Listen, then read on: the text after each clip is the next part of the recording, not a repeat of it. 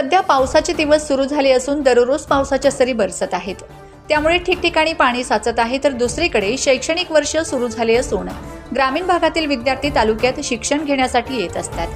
शहादा आगार सर्वात जास्त नफा मिळवणारे आगार ठरले असून याच आगारात ठिकठिकाणी डबके साचले असून विद्यार्थ्यांना गाडीतून बाहेर उतरताना व चढताना पाण्याच्या डबक्यात उतरावे लागत आहे.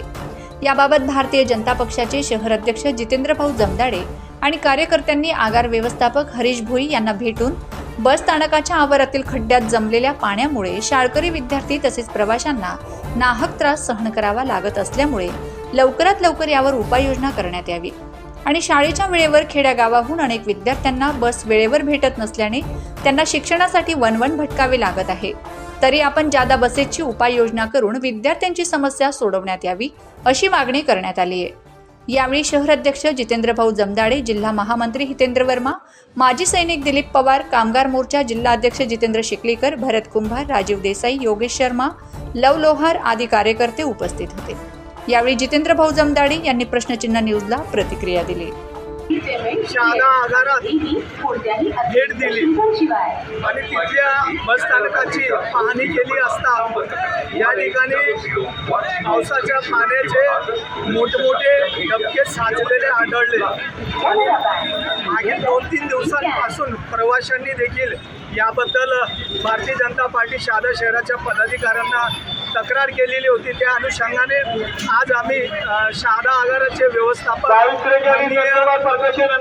साहेब यांना विचारणा करण्यासाठी आलेलो होतो की एवढे मोठे मोठे खड्डे या ठिकाणी आहेत आणि प्रवाशांना या ठिकाणी हाल होताना दिसत आहे. आपण याच्यावर काही उपाय का काढत नाही. तर त्यांनी म्हटलं की नक्कीच आपण केलेली सूचना याच्या 2 दिवसात आम्ही या ठिकाणी मुरुम किंवा ग्रीनची व्यवस्था करून प्रवाशांचे जे हाल होत आहे ते हाल आम्ही त्या ठिकाणी आम्ही म्हटलं की शहादा बस स्थानक आगाराचं महाराष्ट्रामध्ये सगळ्यात चांगलं उत्पन्न असताना देखील शहादा शहर किंवा तालुक्यातील प्रवाशांचं या आगाराच्या ठिकाणी खूप हेळसांड होताना दिसत आहे.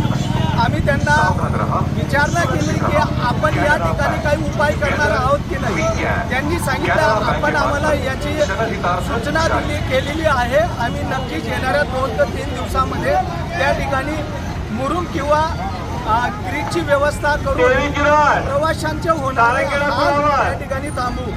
भारतीय जनता पार्टीचे पदाधिकारी या ठिकाणी त्यांच्या आश्वासनाचं समाधान व्यक्त केलेलं आहे. 2 ते 3 दिवसानंतर या ठिकाणी जर ही व्यवस्थापकांनी